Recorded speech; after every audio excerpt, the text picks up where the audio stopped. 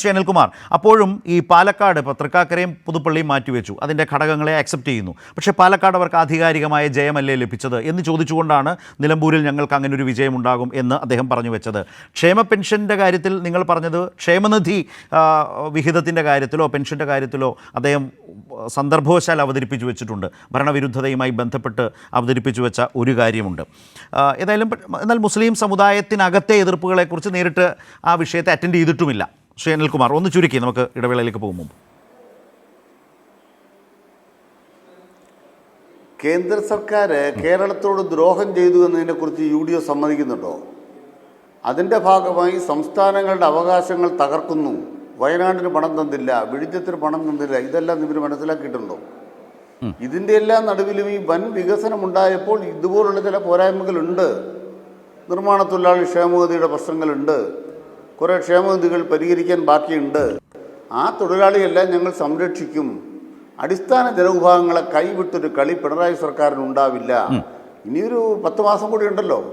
ആ പ്രശ്നങ്ങൾ ഉന്നയിക്കുന്ന പ്രശ്നങ്ങൾക്ക് പരിഹാരമുണ്ട്, പ്രശ്നങ്ങളില്ലെന്നല്ല. എന്തുകൊണ്ട് പ്രശ്നങ്ങളുണ്ടായി? ഞങ്ങൾക്ക് പരിഹരിക്കാൻ അല്പസമയം തരണം. ജനങ്ങൾ സമയം തന്നു, ഇതാ പരിഹരിച്ച് കാണിക്കും. ഇതൊന്നും പരിഹരിക്കാനുള്ള യാതൊരു പദ്ധതിയും UDFിനില്ല. രണ്ടാമത്തെ പ്രധാനപ്പെട്ട കാര്യം പാലക്കാടുമായി ബന്ധപ്പെട്ടാണ്.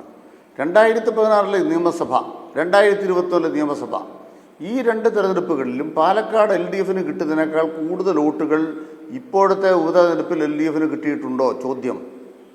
LDF വോട്ടിൽ പിന്നോക്കം പോയില്ല, അതാണ് എൻ്റെ പ്രധാനപ്പെട്ട ഉത്തരം. എന്തുകൊണ്ട് LDF 1ാം സ്ഥാനത്ത് വന്നില്ല? എന്താണ് സംഭവിച്ചത്?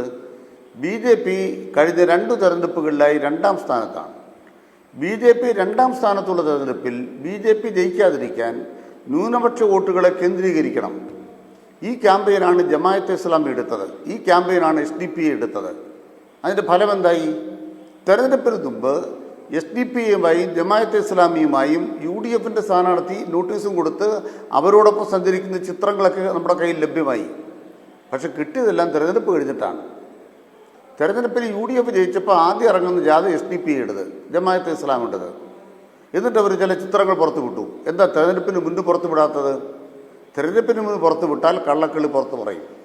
അപ്പോൾ ന്യൂനപക്ഷ മതവിഭാഗത്തിൽപ്പെട്ടവരോടൊരു ഏകീകരണം ഉണ്ടാക്കിക്കൊണ്ട് BJP ജയിക്കാതിരിക്കാൻ കോൺഗ്രസേ ഉള്ളൂ എന്ന ഒരു ആഖ്യാനം നിർമ്മിച്ചപ്പോൾ അതിൽ പെട്ടുപോയ ഒരു ജനതയുണ്ട് അവിടെ.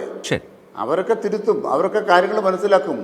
വ്യാജന്മാർ വന്നിട്ട് റീൽസ് എടുത്തിട്ട് കളിക്കുന്ന കളിയൊക്കെ നമ്മൾ മനസ്സിലാക്കിയില്ലേ?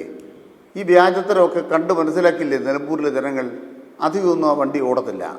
അതുകൊണ്ട് കൃത്യമായിട്ട് പറയാൻ ആഗ്രഹിക്കുന്നു, നേരുള്ള രാഷ്ട്രീയമാണ് ഞങ്ങളുടെ രാഷ്ട്രീയം.